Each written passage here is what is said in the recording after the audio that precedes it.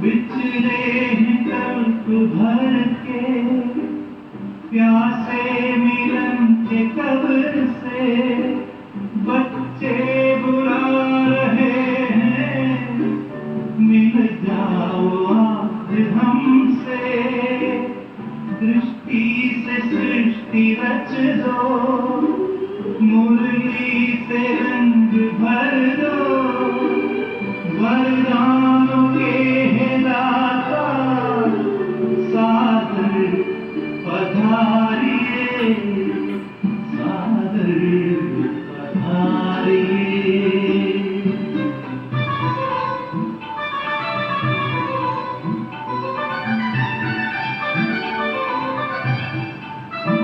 कोमल सी भावनाएं निर्मल हृदय को कहना, संगम युग में बाबा संग आपके ही रहना, धरती भी नज़्म गाती, अंबर भी गुनगुनाता, संसार सारा गाता, सादर पधारिए, सादर पधारिए।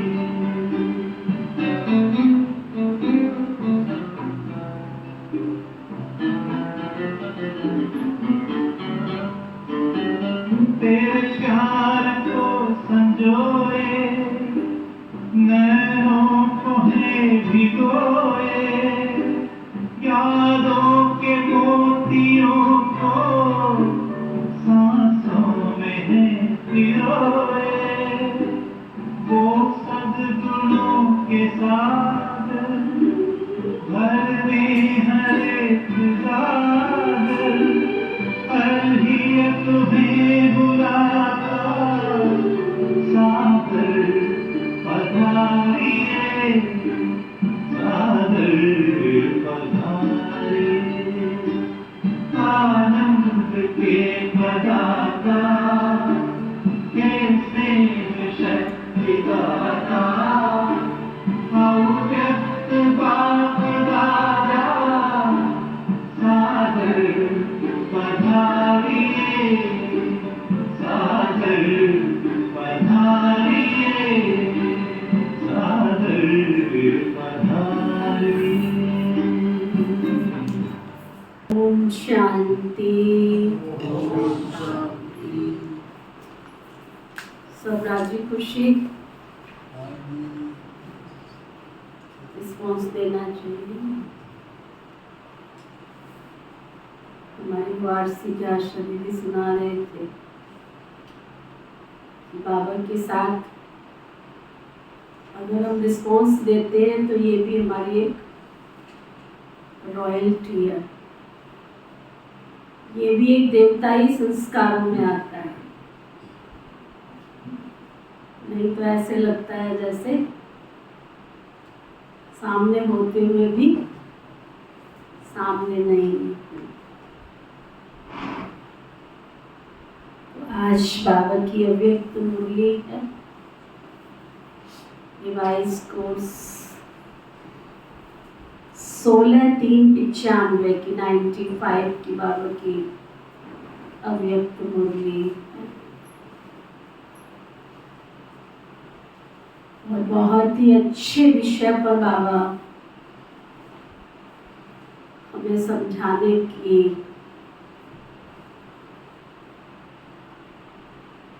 कोशिश कर रहे कि इस असंतुष्ट दुनिया में, भटकती हुई दुनिया में, जहाँ चारों तरफ त्राहिमाम हो रही है, चारों तरफ त्राही होती है, और आज मनुष्यता को पाने के लिए मानवता रोती है। कोई वैसे ही मर रहे हैं किसी को मारा जा रहा है, कोई वैसे डूब रहे हैं, किसी को डुबोया जा रहा है, किसी एक की जान बचाने के लिए लाखों खर्चा किया जा रहा है और किसी अनेकों को खत्म करने के लिए लाखों का खर्चा किया जा रहा है। ऐसे असंतुष्ट वातावरण में हम बाबा के चुनिंदा बच्चे, फोटो में कोई, कोई में भी कोई, कोई में भी कोई, बाबा हम सबको बहुत प्यार देकर, परवरिश देकर हमारी पालना कर रहे। ऐसे बाबा का कितना ना हम शुक्रगुजार करें। ऐसी भयावह दुनिया में भी बाबा ने हमें अपने पलकों में समा के रखा है, गोद पे बिठा के रखा है, अपनी बाहों में समा के रखा है। आज बाबा की बोली हम बहुत प्यार से और ध्यान से सुनेंगे। सर्व प्राप्ति संपन्न आत्मा की निशानी। जो सर्व प्राप्तियों से संपन्न आत्मा है, उसकी निशानी संतुष्टता और प्रसन्नता।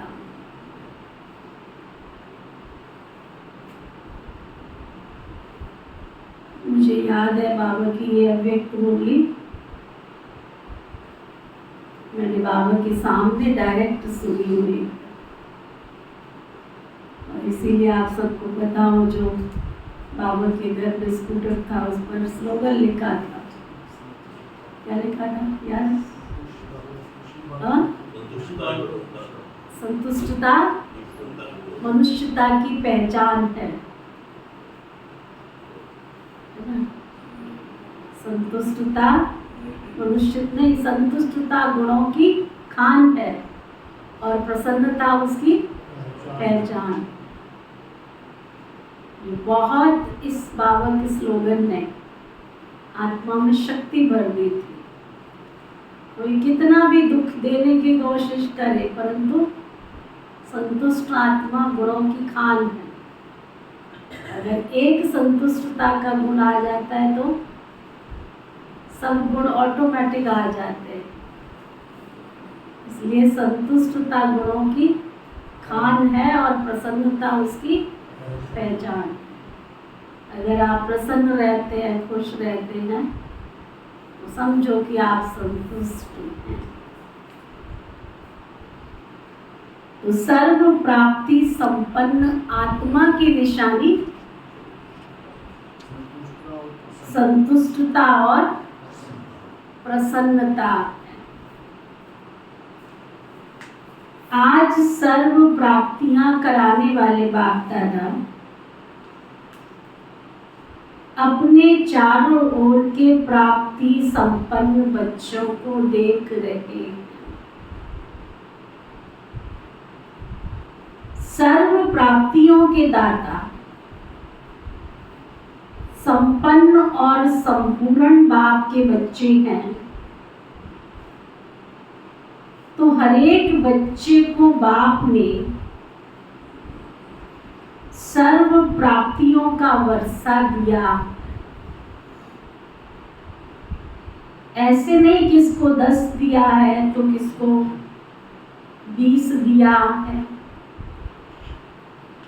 सभी बच्चों को सर्व प्राप्तियों का फुल अधिकार दिया। सभी बच्चे फुल वर्षे के अधिकारी हैं। तो बाप दादा देख रहे हैं कि हर एक अधिकारी बच्चों ने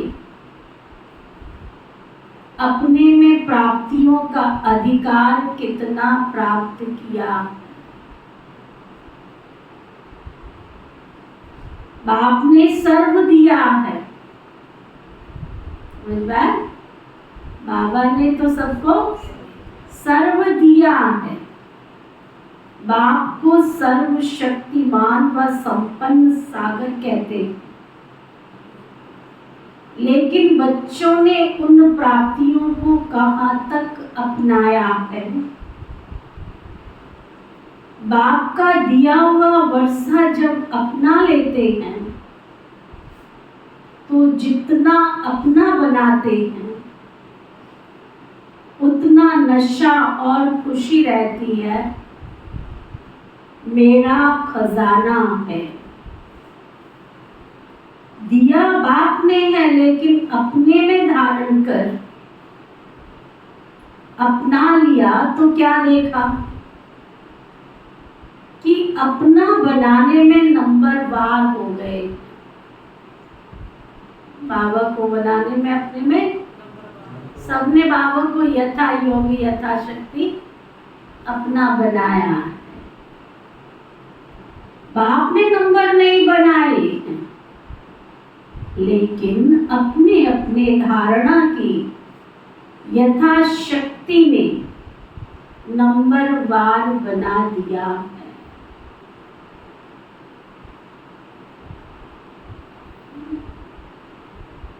गंगा नदी का जल समान तरह से बहता है।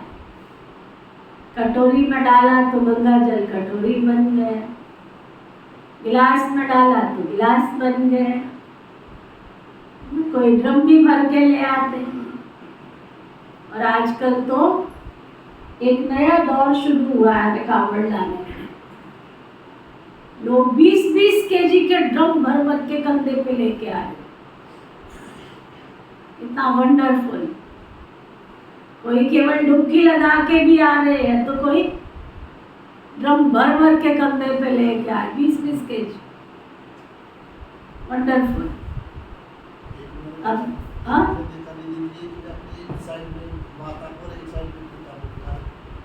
वो भी अच्छी बात है। ले लो दुआएं माँ बाप की, सिर से उतरेगी गटरी पाप की। ऐसे भी कलयुग में श्रवण अवतार हैं। निशानियां तो है ना। कलयुग में अगर निशानियां ना हो तो हकीकत कौन मानेगा कि सतयुग में ऐसा था। निशानियां तो है ना। तो ऐसे यहाँ बाबा ने सबको अथा दिया है, परंतु हर एक ने अपनी पात्र क्षमता के अनुसार, बाबा कहते नंबरवार, जैसी जैसी जिसने धारणा की वैसे वैसे बनते जा रहे। संपूर्ण अधिकार व सर्व प्राप्तियों से संपन्न आत्मा जो सदा अमृत वेले से रात तक प्राप्तियों के नशे व अनुभव में रहती, उनकी निशानी क्या होगी? कई भाई बहनों को मैंने देखा, और ही हमारा अमृत वेला पावरफुल होना चाहिए, तो देखने में आ रहा है कि परिस्थितियों के अनुसार ज्ञान योग में तेजी आनी चाहिए, तो और ही अलबेले हो गए। और ही पुरुषार्थ में तीव्रता आनी चाहिए। आज कौन कौन थे जिन्होंने 3:30 से 4:45 बाबा के नियम प्रमाण अमृत वेला किया? वो हाथ उठाओ। 1, 2, 3 और बाकी सारी क्लास अब 4:15 का क्या मतलब है? अमृत वेला में बाबा ने हमारे को क्लास कराया गया। बाबा ने श्रीमत दी है कि 4 से 4:45 तो हमको फ्रेश होकर मुँह धुलाई करके 4 बजे बैठ जाना है। सबने अपने अपने अनुसार धारणा बना ली है। कोई 4:15 बैठता है, कोई 4:30 बैठता है, कोई 4:45 बैठता है, कोई 5 बजे बैठता है, कोई 10 मिनट बैठता है। तो ये कोई मर्यादा का पालन थोड़ा ही कर रहे। क्लास कराया उनको, ये कोई मर्यादा का पालन थोड़े कर रहे। बाबा की श्रीमत में तोड़ मरोड़ करके हमने अपने अनुसार ही अपनी धारणाएं बना ली। कौन सी मुरली में आया कि 4:15 बजे अमृत वेला होता है? कौन सी मुरली में आया 4:30 बजे होता है? साइन बोर्ड बाहर रखा है, उसमें देखो हर ब्राह्मण आत्मा का अमृत वेले से नियम शुरू होता है। अगर आप अपने आप को ब्राह्मण आत्मा समझते हो तो 4:30 नहीं, 4:15 नहीं, 4:45 नहीं, विधिवत 3:30 बजे उठना और 4 से 4:45 बजे तक शेर की तरह जागृत अवस्था में बैठकर बाबा से मिलन मनाना, उसको कहा जाता है अमृत वेला किया हमने। मधुबन जाते हो, वहां 4:30 बजाते हो, तो आपका घर मधुबन कब बनेगा? देखो क्लास में परिस्थिति आई है तो उसके अंदर तेजी आनी चाहिए और बाबा से हमें शक्ति भर के अमृत वेला पावरफुल करना चाहिए। हमारा 3:30 बजे रिकॉर्ड बजता है, चाहे मधुबन में थे चाहे यहाँ पे थे। नेट की प्रॉब्लम हो सकती है तो कभी ऊपर नीचे ऑनलाइन हो जाता है, लेकिन एक्यूरेट यहाँ से सप्लाई हो रहा है। लेकिन मैंने देखा जैसे दीदियां यहाँ से जाती हैं, ओम नमो शिवाय, अरे लॉस किसका हो रहा है? एनर्जी किसकी कम हो रही है? अगर आप अमृत वेला नहीं करोगे तो शक्तियां कहाँ से मिलेंगी? तो बाबा कह रहे हैं सर्व अधिकार व सर्व प्राप्तियों से संपन्न आत्मा जो सदा अमृत वेले से रात तक प्राप्तियों के नशे में अनुभव करे, प्राप्तियों के नशे व अनुभव में रहती है, उनकी निशानी क्या होगी? प्राप्तियों की निशानी है संतुष्टता।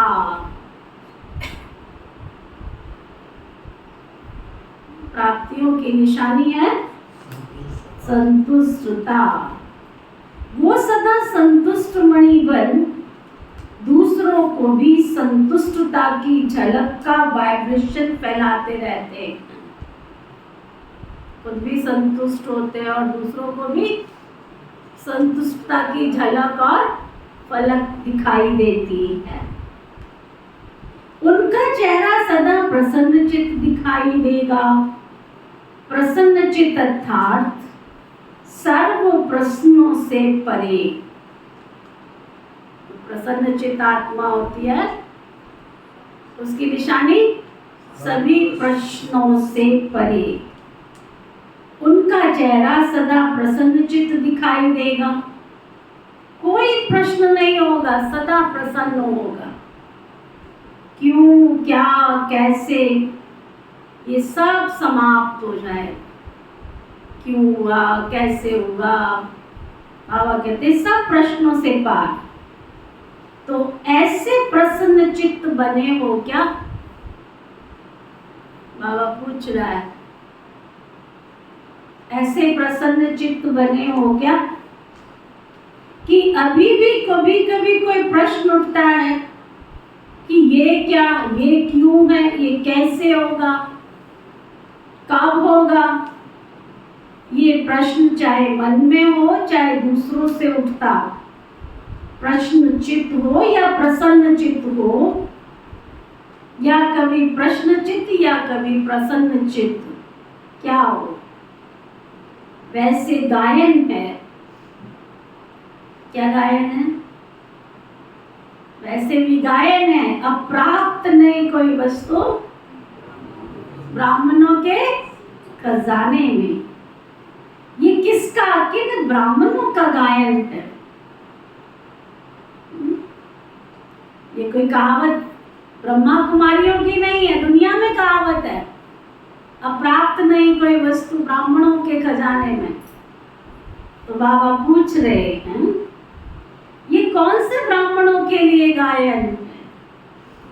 आपका है या दूसरे आने वाले?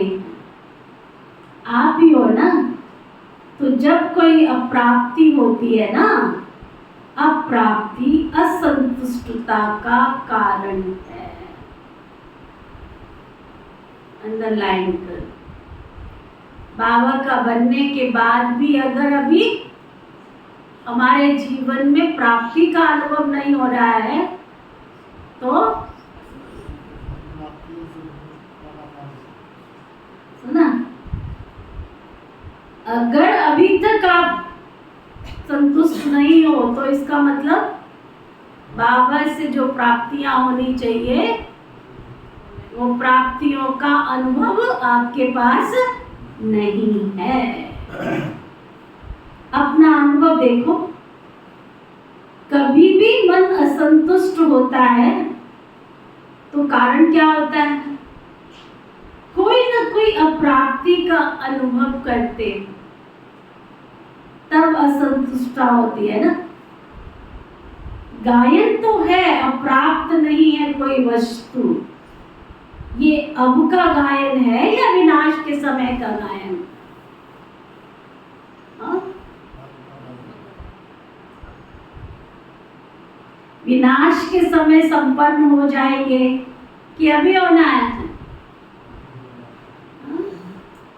अभी तो किसी को भोजन चाहिए था, तो किसी को पानी चाहिए था, तो किसी को छत चाहिए थी। जो समझते हैं हम एकदम बाबा की याद में खो गए थे, वो जरा हाथ उठाओ। खोए थे क्या बाबा की याद में? अभी तो बाबा का ट्रेलर चल रहा है, छोटे से बड़े पर पहुंच चुका है। अभी पहले किसी किसी स्टेट में होता था, अभी तो ऑल ओवर वर्ल्ड में चारों तरफ से। कितना समय और रुकेगा बाबा हमारे लिए?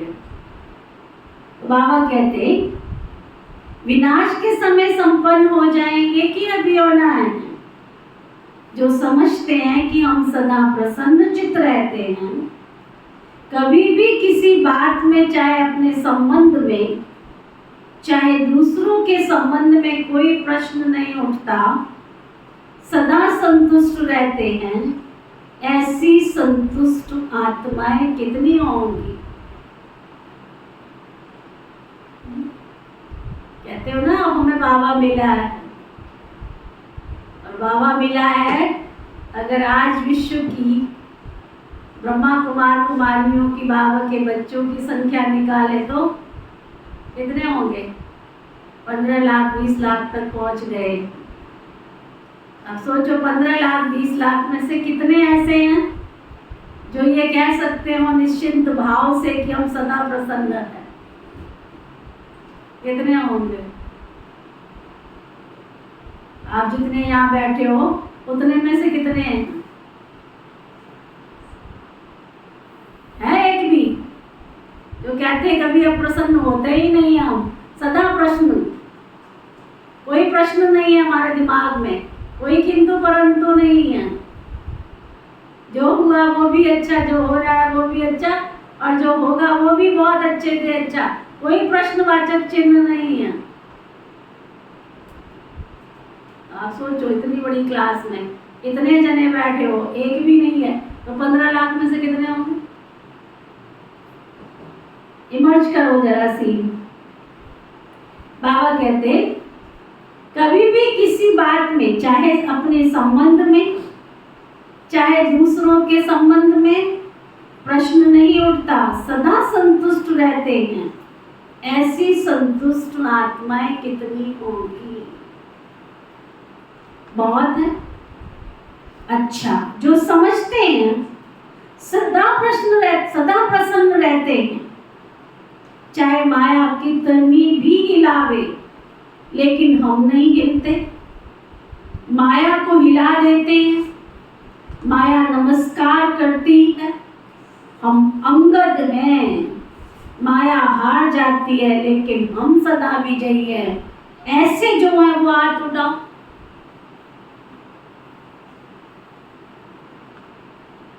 क्या ज्ञानचंद भाई, हो गए ना फेल? हो गए ना फेल?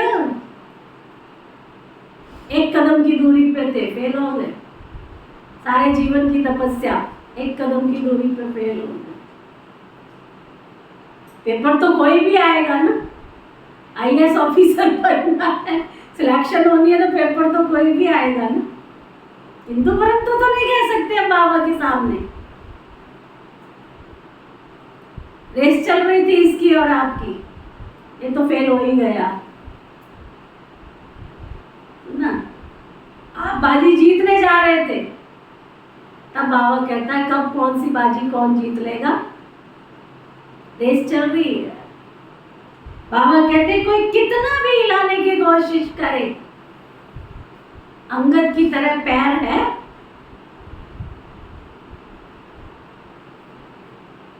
मैं हंस रही थी, मुझे किसी ने फोन किया नहीं किया, मैं तो इच्छा रखती नहीं हूं, मैं अपने आप को भी चेक कर रही थी। कोई किंतु आया, कोई परंतु आया, एक सेकंड में घर उसका है, अंगद की तरह घर उसका है, चीज उसकी है, वस्तु उसकी है, मैं क्यों चिंता करूं? वो बैठा है ना, मैं क्यों करूं? अगर उसे चिंता होती तो मुझे क्यों उठा के लेके आता? मुझे उठा के लेके आया है तभी तो, उसको पता है, दिखाना चाहता है मैं बैठा हूं ना। अब पता चला बैठा हूं या नहीं बैठा हूं, बैठा हूं ना। मैं हंस रही थी, सतयुग में बाद में जाओगे, सतयुग में तुम्हारे सबके महल कहाँ होंगे? नदियों के कहाँ होंगे? सबके महल कहाँ होंगे सतयुग में? तो तुम्हारे घर में नदी आई और तुम तो आए करने लग गए। एक भी बाबा के जो यहाँ बच्चे बैठे हैं, किसी के घर का नुकसान हुआ हो तो बताओ। बाबा ने, तुमने जितना पुरुषार्थ किया, तुम्हारा चरण स्पर्श करने आया था अंगूठा कृष्ण का, स्पर्श करने आया था तुमको, देखने आया था कि तुम्हारी अवस्था कैसी है, और उसके बाद पुरुषार्थ कैसा है तुम्हारा, देखने आया था, चेक करने आया। सबको मैंने फोन घुमाया, सब एक जिनके जीवन में धारणा नहीं है, निश्चय नहीं है, तो उनको तो बाबा कुछ कर नहीं सकता है ना, एक या दो। बाकी जितने बाबा के बच्चे, किसी का मेरे पास तो नोटिस में नहीं है कि उसका नुकसान हुआ हो, चरण स्पर्श करने आया जल। अगर तुमने प्रकृति को पहले से प्यार दिया होगा, कुछ दिन पहले मैंने क्लास कराया था, प्रकृति के पांचों तत्व, धरती, आकाश, जल, वायु, अग्नि, भोजन सामने आता है, धरती माँ को धन्यवाद करो कि तुमने हमें भोजन दिया जीवन जीने के लिए, तुम्हारा कितना ना शुक्रिया करे। भोजन का ग्रास मुंह में बाद में जाए, पहले धरती माँ का शुक्रिया करो, माँ है वो तुम्हारी।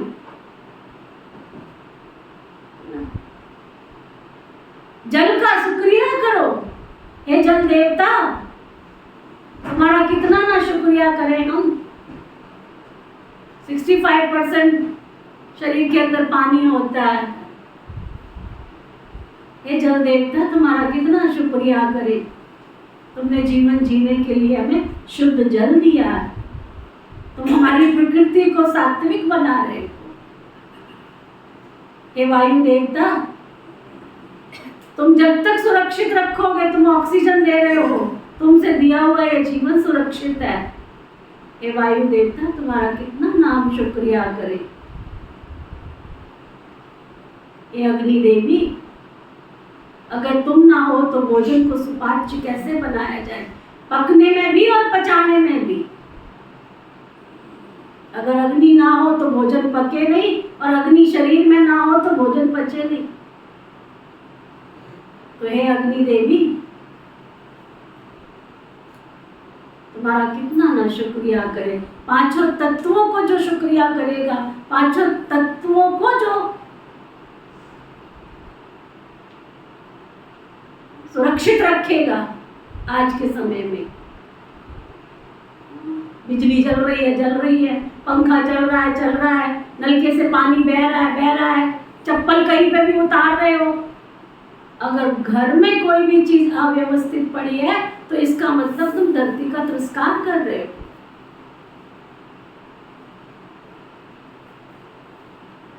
लाइट तुमको भगवान ने दी है, तुम बल्ब जला के छोड़ रहे हो, पंखा जला के छोड़ रहे हो, अरे तुम्हें बिजली मिल रही है ना सुख के लिए। जो सुख के साधन मिले उनको लिमिट के साथ यूज करो ना। पानी बह नल का खुला पड़ा, अभी भी यहाँ कई भाई बहन वाश मशीन में नल का खुला छोड़ देते, बह रहा है पानी। घरों में क्या करते होंगे? जब बाबा के घर में ऐसा करते, घरों में क्या करते होंगे? बाबा के कमरे में बैठते हैं, पंखा चला छोड़ जाते, घर में क्या करते हो? याद रखना, कहीं इतना भोजन को सड़ाते हैं, सब्जियों को सड़ाते हैं, बाजार से सब्जी लेकर आएंगे, इतना मोटा मोटा काट काट के फेंक देंगे। एक एक चीज के महत्व को समझो। जिसने इस जीवन में प्रकृति की बनी हुई चीजों को महत्व दिया होगा, सम्मान किया होगा, वही प्रकृति तुम्हारी क्या बनेगी? वो तुम्हारी सेवा में, वो क्या बोलते हैं उसको, कवर झुलाने वाली बनेगी। आओ देवताओं, तुम्हारे लिए मैं इंतजार में खड़ी हूँ, फूलों की माला लेके खड़ी हूँ। सुना? तो अभी तो जल देवता आपके घर में आए थे आपको स्पर्श करने के लिए। डुबोया तो नहीं ना, नुकसान तो नहीं किया ना? मैं सच बताऊं, मेरे को सिर्फ वही सीन याद रहा।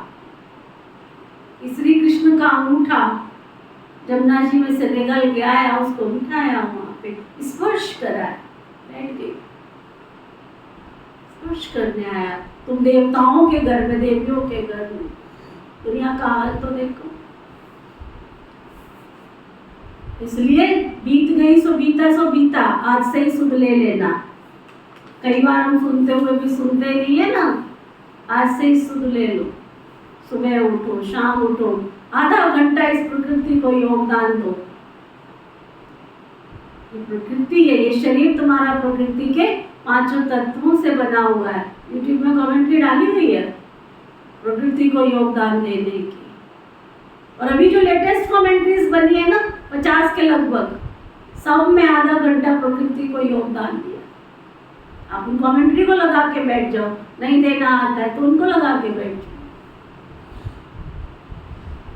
करोगे तो आप सुरक्षित रहोगे। कल को मत कहना बाबा आपने हमारी रक्षा नहीं की। बाबा ने आप सबकी बहुत रक्षा की, आगे की गारंटी वो करता नहीं। पुण्य को बढ़ाओगे, पुरुषार्थ करोगे तो और तुम्हारे को गोद में उठा के रखेगा, पलकों में बिठा के रखेगा, है ना? तो बाबा कह रहे हैं जो समझते हैं सदा प्रसन्न रहते हैं, चाहे माया कितनी भी हिलावे, लेकिन हम नहीं हिलते। माया को हिला देते हैं, माया नमस्कार करती है, हम अंगद हैं। माया हार जाती है लेकिन हम तो विजयी है ना। जो ऐसे है वो हाथ उठाओ। माया हार जाए लेकिन हम सदा विजयी रहेंगे। जो ऐसे वो हाथ उठाओ। सदा शब्द याद रखना, कभी कभी वाले नहीं। बहुत थोड़े हैं, कोटों में कोई और कोई में भी कोई। क्वेश्चन मार्क तो उठता है ना। आपके बुद्धि रूपी कंप्यूटर में सदा फुल स्टॉप की मात्रा आवे, क्वेश्चन मार्क आश्चर्य की मात्रा खत्म। इसको कहा जाता है सदा प्रसन्न चित्त, है ना? कोई क्वेश्चन नहीं, सदा बोलने में भी आफत आ रही, रहना तो दूर की बात है। बाबा के सामने भी कुछ नहीं रहना आता, भगवान ही रक्षक है। इसको कहा जाता है प्रसन्न चित्त। ऐसा प्रसन्न चित्त औरों को भी क्वेश्चन मार्क खत्म कर देता है। नहीं तो स्वयं भी अगर क्वेश्चन मार्क में है तो कोई भी बात सुनेंगे, देखेंगे, कहेंगे हाँ ये तो होना ही चाहिए, ये तो नहीं होना चाहिए था, लेकिन होता है, मैं भी समझती हूँ होना नहीं चाहिए। फटाफट मिक्स हो जाएंगे दल बंधु।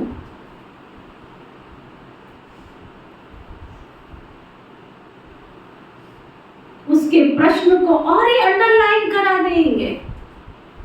तुम ठीक कह रहे हो, हाँ बहन जी को ऐसे तो नहीं करना चाहिए था, ठीक कह रहे, आश्रम में ये तो नहीं होना चाहिए था, ठीक कह रहे, बिल्कुल ठीक कह रहे। दल बदलू,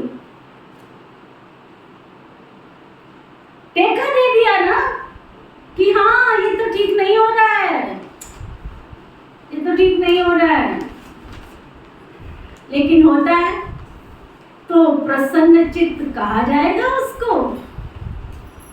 चेक करते जाओ अपने आप को। तो प्रसन्न चित्त उसको नहीं किया, लेकिन और ही प्रश्न बढ़ा लिया, एडिशन हो गई। वैसे एक का क्वेश्चन था, अभी 2 का हो गया, फिर 2 से 4 का हो जाए। तो प्रसन्न चित्त वाइब्रेशन की बजाय क्या किया, प्रश्न का वाइब्रेशन बना दिया। चारों तरफ क्यों क्यों क्यों क्यों क्यों कोई बन गए। दादी गुजराती ना, वो कहती थी ब्राह्मण आत्माएं जो है ना 5 कौओं को साथ रख लेती है। क्या, क्यों हुआ, कैसे हुआ, कब तक होगा, कैसे चलेगा, ये कौओं को साथ रख लेती है। तो बाबा कहते तो प्रसन्न चित्त वाइब्रेशन की बजाय प्रश्न चित्त का वाइब्रेशन बना दिया।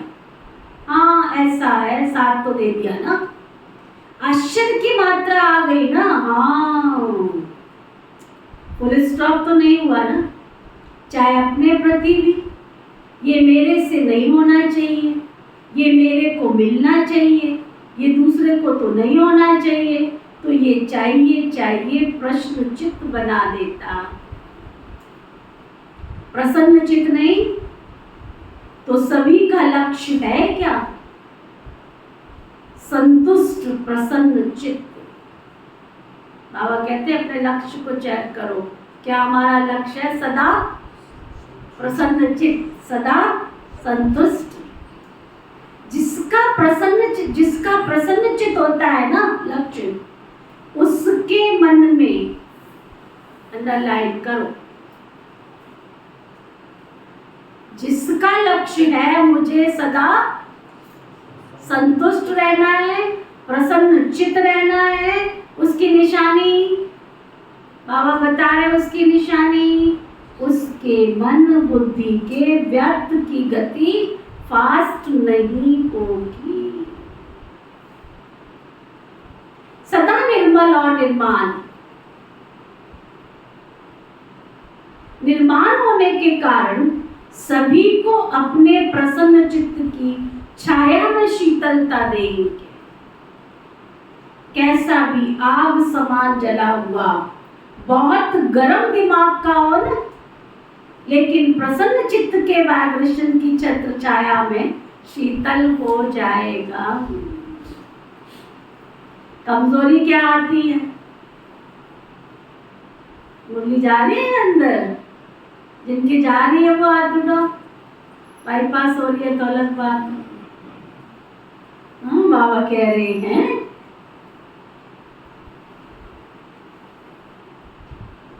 कैसा भी जो निर्माण होने के कारण सभी को अपने प्रसन्न चित्त की छत्र छाया में शीतलता देंगे। कैसा भी आग समान जला हुआ बहुत गर्म दिमाग का हो, लेकिन प्रसन्न चित्त के वाइब्रेशन की छाया में शीतल हो जाएगा। कमजोरी क्या आती है, वैसे तो ठीक चलते हो, अपनी रीति से अच्छे चलते हो, लेकिन जब संबंध संपर्क में आते हो ना, तो दूसरे की कमजोरी देखते सुनते वर्णन करते प्रभाव में आ जाते, फिर कहते हो इसने किया ना इसलिए मेरे से भी हो गया,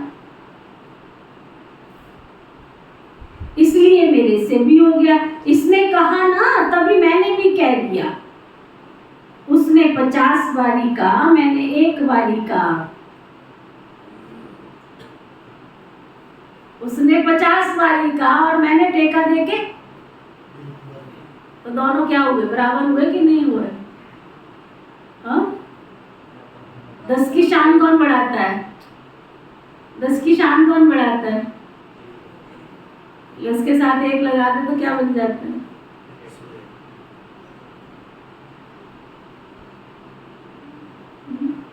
तो बाबा कहते कि बाबा के आगे बहुत मीठी मीठी बातें करते हैं। थोड़ा सा आया था ना, कहते हैं बाबा आप समझो ना, आप समझो ना, इतना हम कहाँ तक सहन करेंगे, समझो ना बाबा आप। फिर भी पुरुषार्थी है ना, थोड़ा सा तो आएगा ना, बाबा को भी समझाने लगते हैं। यहाँ जो निमित्त है उनको बहुत कथाएं सुनाते हैं आके, ऐसा था ना, ऐसा था ना, ऐसा था ना, ऐसे ऐसे की माला जपते रहते हैं। कोई कारण तो सुनाएंगे ना आकर। बाप दादा सदा इशारा देते हैं कि ऐसी बातें 2 अक्षर में वर्णन करो, लंबा वर्णन नहीं करो, क्योंकि ये व्यर्थ बातें बहुत चटपटी होती है। अभी ट्रैफिक कंट्रोल किया जाए ना योग का, तो 1 मिनट भी 1 घंटे के बराबर लगता है, और अगर बातें करनी हो व्यर्थ की तो 1 घंटा भी।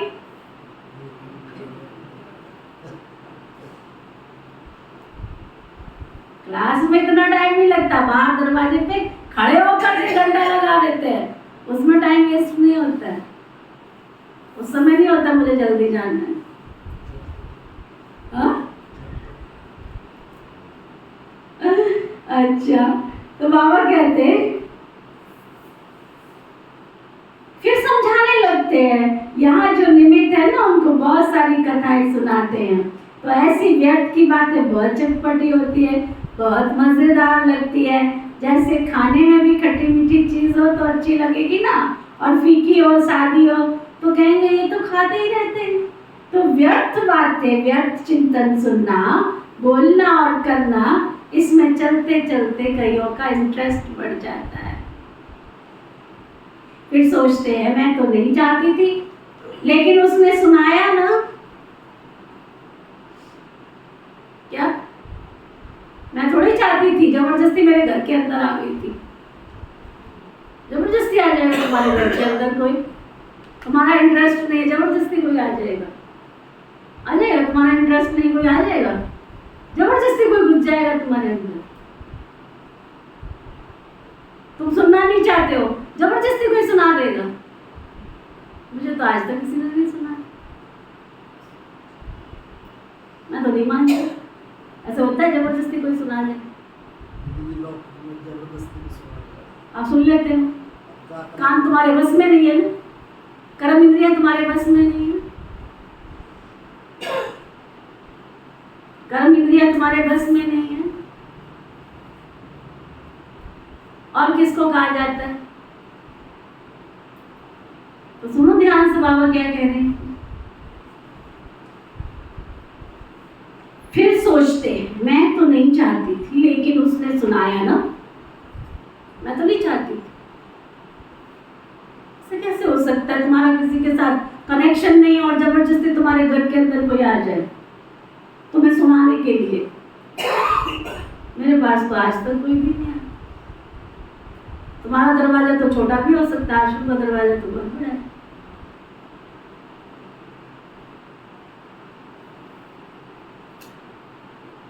तुम्हारे पास भी फोन है, मेरे पास भी फोन है। मेरे पास तो आज तक कोई वेस्ट कॉल नहीं आई कि मैंने दिल हल्का करना जरा सुना दूं आपको।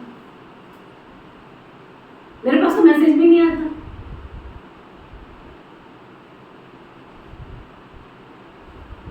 सुनो, बाबा कहते हैं मैं चाहती तो नहीं थी, लेकिन उसने सुनाया ना,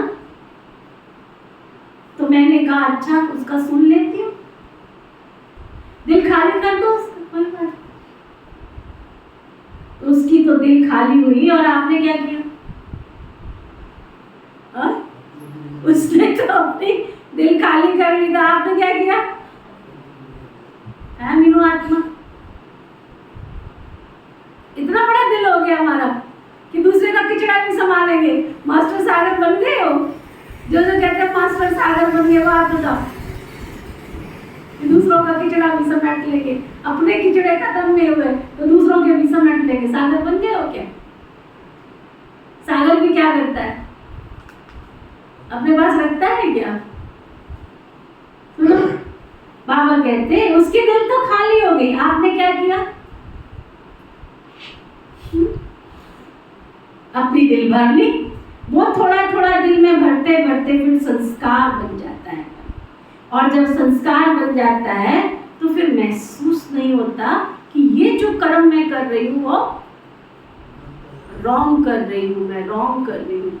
राइट वे पे चलते चलते कब रॉन्ग वे पे गाड़ी चली जाती मालूम नहीं पड़ता है। ये व्यर्थ संस्कार बुद्धि के निर्णय को खत्म कर देता है। अंडरलाइन करो।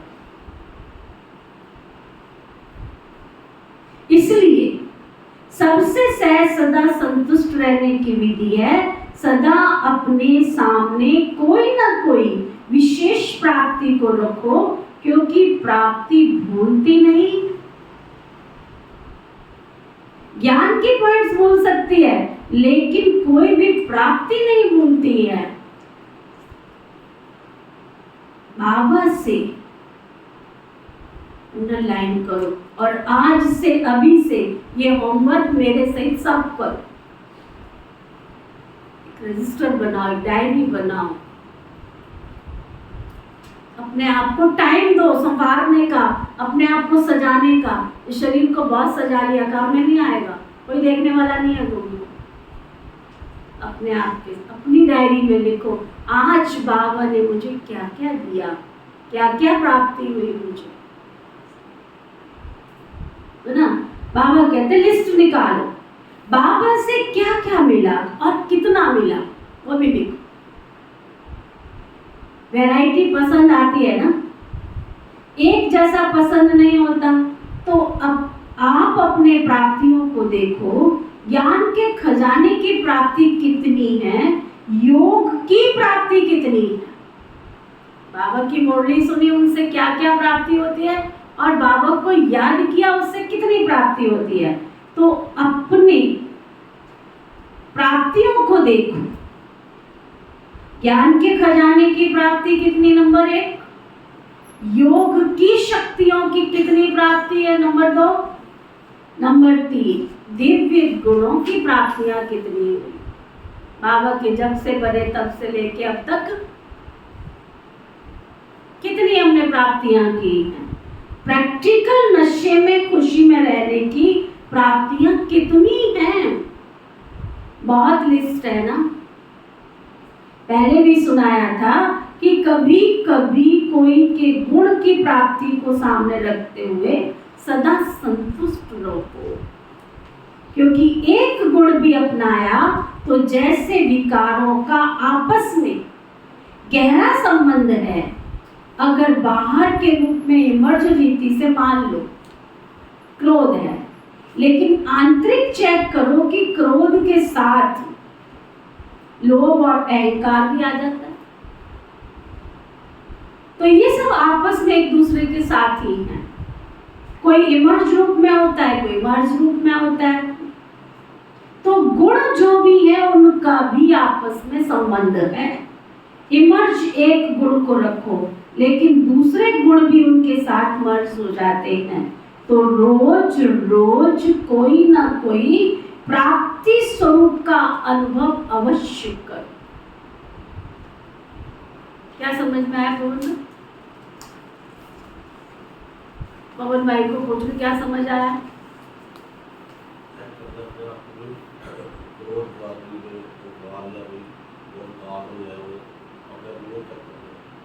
क्या चेक करो? ट्रिपल भाई क्या समझ आया?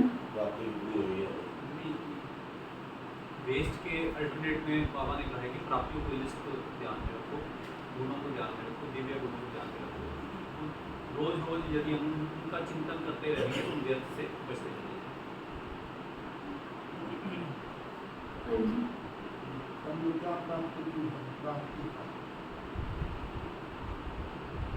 क्या समझ आ रहा था? प्राप्तियों को स्वरूप में अनुभव करो, हर समय उनको अपने अनुभव में लेके आओ, जिससे आप ज्ञान को बोल सकते हैं पर प्राप्त ना हो। चलो, समझ में आई है ना सबको? यहाँ तक होगी जिनको समझ आई बात उठा, समझ आ रही है ना? अंदर ले जाओ। तो बाबा कहते तो रोज कोई ना कोई प्राप्ति स्वरूप का अनुभव अवश्य करो। अगर प्राप्ति इमर्ज रूप में होगी तो प्राप्ति के आगे अप्राप्ति खत्म हो जाएगी और सदा संतुष्ट रहेंगे। वैसे भी देखो दुनिया में मुख्य प्राप्ति सभी क्या चाहते हैं? हर एक चाहता है ना कि अपना नाम अच्छा हो, दूसरा मान हो, तीसरा शान हो। तो नाम मान शान ये सब प्राप्त करना चाहते हैं ना? आप भी क्या चाहते हो? आप भी तो यही चाहते हो ना? हद की नहीं, बेहद। तो दुनिया वाले तो हद के नाम के पिछाड़ी दौड़ते हैं और आपका नाम विश्व में जितना ऊंचा है उतना और किसका है? तो आप अपने नाम को देखो। सबसे नाम की विशेषता ये है कि आपका नाम कौन जपता है? स्वयं भगवान आपका नाम जपता है। तो इससे बड़ा नाम क्या होगा? आपके नाम से अभी लास्ट जन्म में भी अनेक आत्माएं अपने शरीर निर्वाह चला रही है। आप ब्राह्मण हो ना? इतनी गहरी बात बाबा कह रहे हैं। लास्ट जन्म तक भी लोग कोई भी विधि पूरी करते तो किसके द्वारा? लास्ट जन्म तक भी आपकी वैल्यू देखो। बाबा कहते तो इससे बड़ा नाम क्या होगा? आपके नाम से अभी लास्ट जन्म में भी अनेक आत्माएं अपना शरीर निर्वाह चला रही है। आप ब्राह्मण हो ना? तो ब्राह्मणों के नाम से आज भी नामधारी ब्राह्मण कितना कमा रहे हैं। अभी तक नामधारी ब्राह्मण भी कितने ऊंचे गाए जाते हैं। तो आपके नाम की महिमा कितनी ऊंची है। इतना श्रेष्ठ नाम आपका हो गया, इसलिए हद के नाम के पीछे मत भागो। मेरा नाम तो कभी किसी में लेते ही नहीं है, मेरा नाम तो पीछे रहता है। सेवा तो मैं करती हूँ, मैं करता हूँ, नाम दूसरे का हो जाता है। बाबा कहते इन सब हद की बातों में क्या? इन सब हद की बातों में नहीं जाओ। बाबा के दिल में आपका नाम सदा ही श्रेष्ठ है। जब आपके दिल में नाम हो गया तो कोई सेवा में या कोई प्रोग्राम में या कोई बातों में आपका नाम नहीं भी आया तो हर्जा क्या है? बाबा के पास तो है ना। जैसे भक्ति मार्ग में हनुमान का चित्र दिखाते हैं ना, तो उसके दिल में क्या रहता था? राम था ना। तो आपके दिल में क्या है? बाबा के दिल में क्या है? इतना है कॉन्फिडेंट आपको? इतने कॉन्फिडेंट हो आप अपने आप में? इतना कॉन्फिडेंस है कि मेरे बाबा के दिल में मेरी जगह भी बनी हुई है। जो कहते बाबा की डिब्बिया जो है ना, उस डिब्बिया में मैं भी बैठा हूँ। हाथ उठाओ, सोच समझ के उठाओ ना। हाथ उठाने से कुछ नहीं होगा। दिल में झांक के देख बाबा की डिब्बी में मैं भी बैठा हूँ चिपके लुपके की नहीं। हाँ? बाबा कहते बाप के दिल में क्या है? बच्चे तो बच्चों में आप हो या नहीं हो, तो सभी का नाम है। देखा ना? पक्का कभी मिस हो गया तो आप सभी का नाम है। तो आप नाम के पीछे क्यों पड़ते हो? क्योंकि मेजॉरिटी यही नाम मान शान, मेजॉरिटी को यही नाम मान शान गिराता है। और यही नाम मान शान का नशा भी चढ़ाता है। तो प्राप्ति के रूप में देखो, अगर मानो कोई कारण से आपका नाम गुप्त है और आप समझते हो कि मेरा नाम होना चाहिए, यथार्थ है, फिर भी अगर किसी आत्मा से हिसाब किताब के कारण या उसके संस्कार के कारण आपका नाम नहीं होता, आप राइट हो, वो रॉन्ग है, फिर भी उसका नाम होता है, आपका नहीं, तो विजय माला में आपका नाम निश्चित है। इसलिए इसकी भी परवाह नहीं करो। इस रूप में माया ज्यादा आती है, इसलिए अभी गलती से नाम मिस हो गया, कोई हर्जा नहीं, लेकिन विजय माला में आपका नाम मिस नहीं होना चाहिए। पहले आपका नाम होगा, तो अपने नाम की महिमा सदा याद रखो कि मेरा नाम तो बाबा के दिल पर है, विजय माला में है और अंत तक मेरा नाम सेवा कर रहा है। और आपका मान कितना है? भगवान ने भी आपको अपने से आगे रखा है, पहले बच्चे, तो स्वयं बाबा ने मान दे दिया।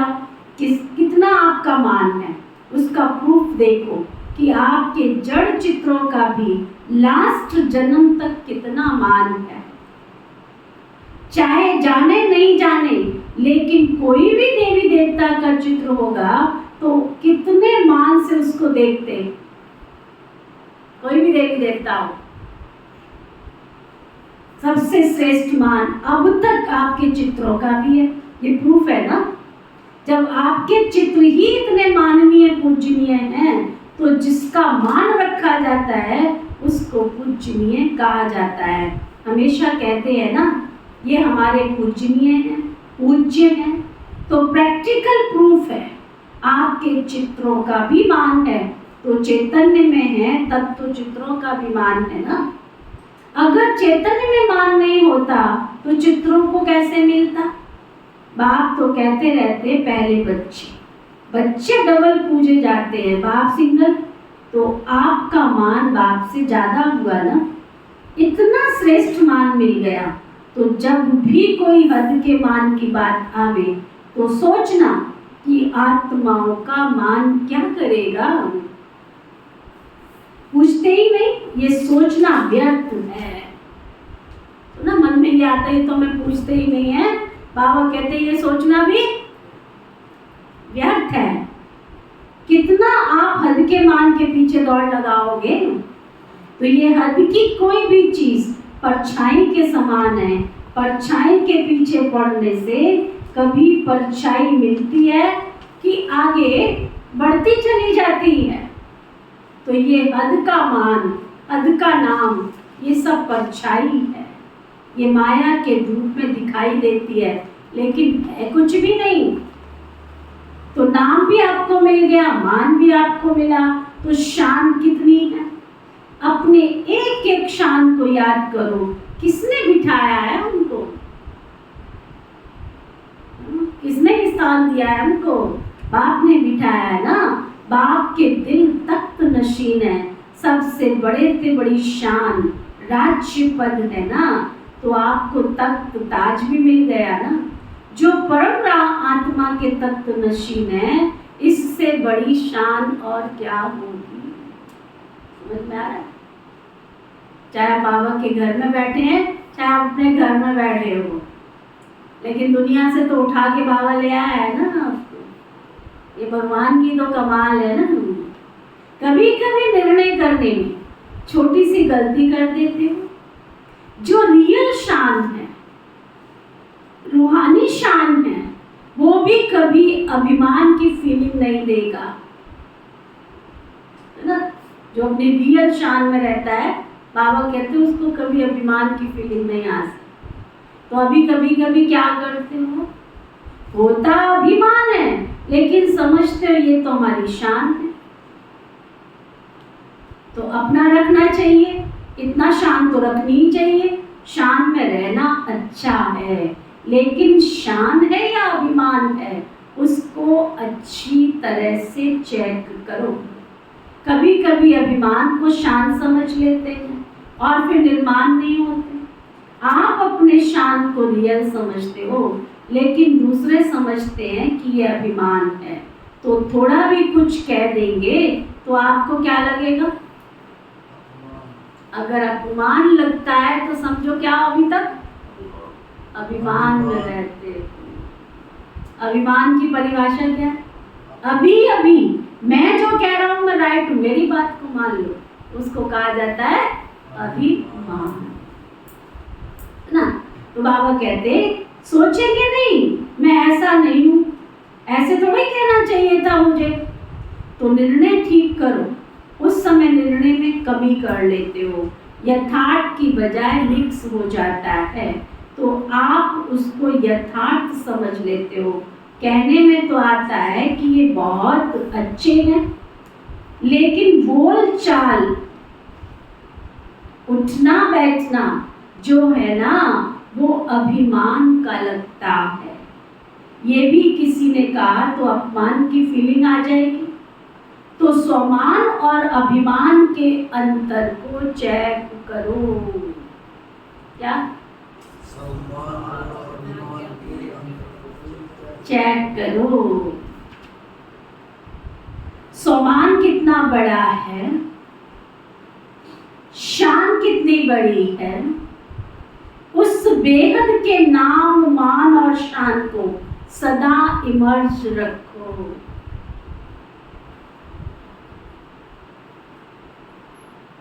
मर्ज नहीं,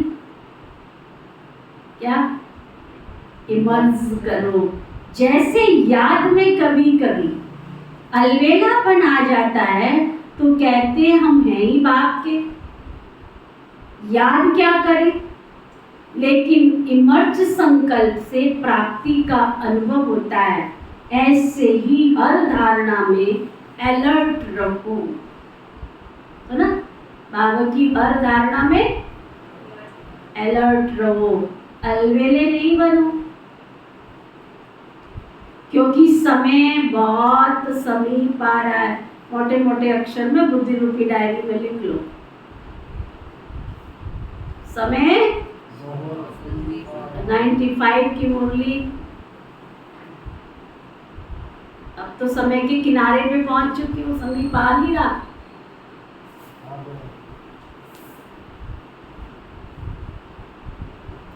और समय समीप,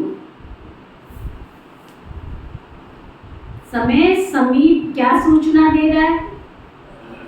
समान बनो और संपन्न बनो। तो समय की चैलेंज को देखो, समय चैलेंज कर रहा है,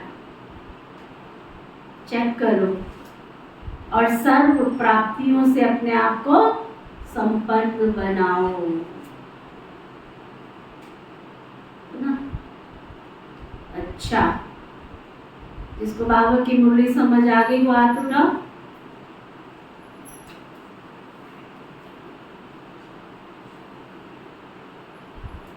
अंदर गई जो कहते अंदर गई वो हाथ उठाओ। गई अंदर? अच्छा, चारों ओर के अब बाबा याद प्यार दे रहे, इस याद प्यार की लिस्ट में अपने आप को चेक करना।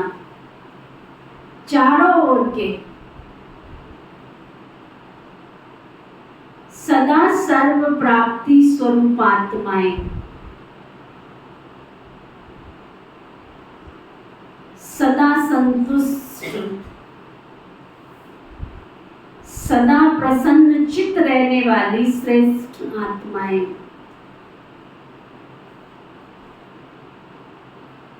चारों ओर के सदा कौन? प्राप्ति स्वरूप आत्माएं, सदा संतुष्ट, कौन? सदा सदा संतुष्ट, सदा प्रसन्न चित्त रहने वाली श्रेष्ठ आत्माएं, सदा स्वयं को श्रेष्ठ नाम मान शान के अधिकारी अनुभव करने वाली समीप आत्माएं, सदा सर्व को संतुष्टता के वाइब्रेशन की लाइट माइट देने वाले प्रसन्न चित आत्माओं को बाप दादा का याद प्यार और नमस्ते। हम सब रूहानी बच्चों की सिकवा प्रेम से नमस्ते नमस्ते नमस्ते जी। वरदान सतगुरु प्यारे बाबा का वरदान।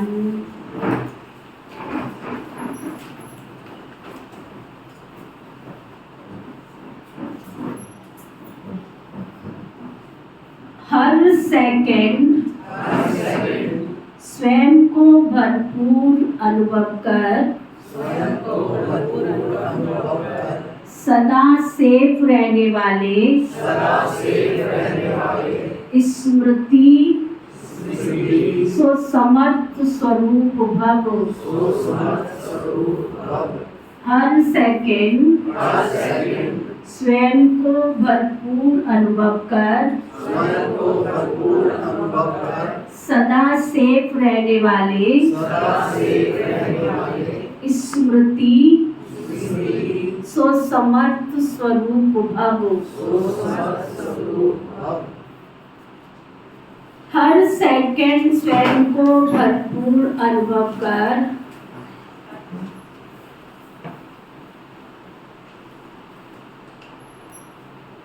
सदा सेफ रहने वाले स्मृति सो समर्थ स्वरूप भव।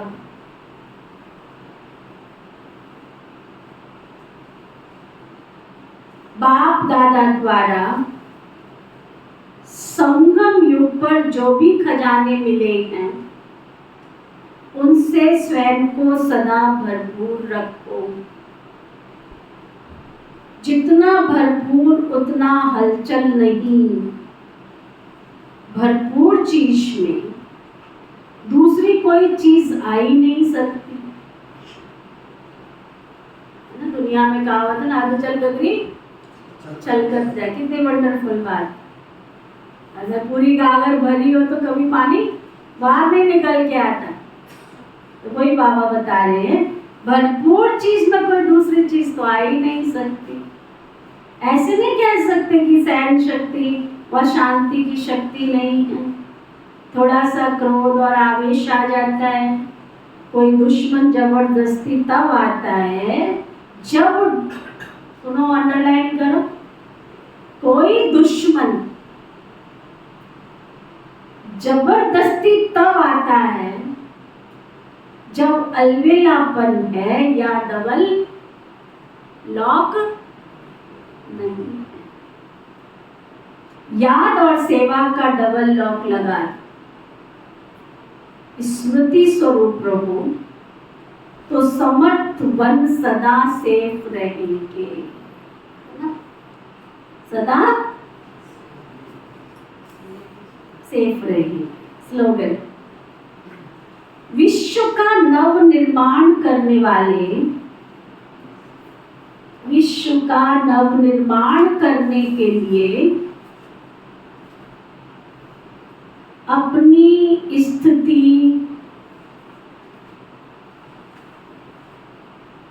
निर्माण चित बनाओ।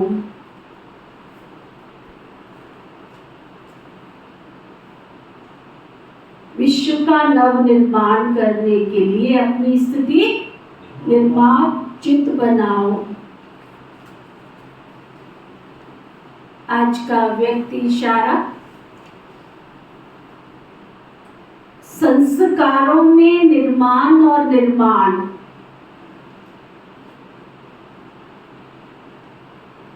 दोनों विशेषताएं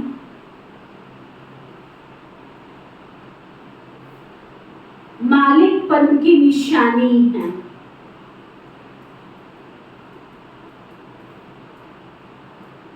संस्कारों में निर्माण और निर्माण दोनों विशेषताएं मालिकपन की निशानी हैं। साथ साथ सर्व आत्माओं के संपर्क में आना,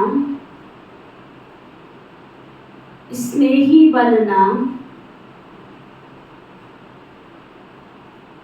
सर्व के दिलों के स्नेह की आशीर्वाद अर्थात शुभ भावना सबके अंदर से उस आत्मा के प्रति निकले, चाहे जाने चाहे अनजाने, दूर का संबंध व संपर्क हो, लेकिन जो भी देखे वह स्नेह के कारण ऐसे अनुभव करे ये हमारा अपना है। ओके, ओम शांति शांति शांति।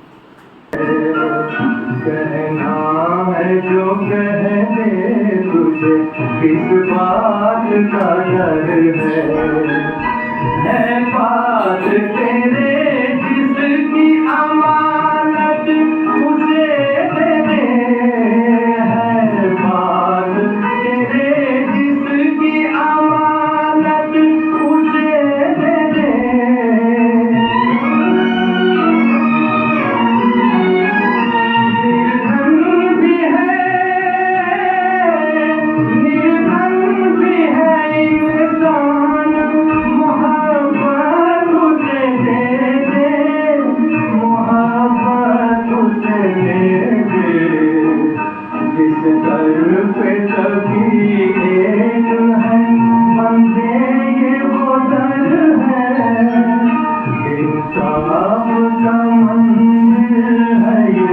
भगवान का घर है।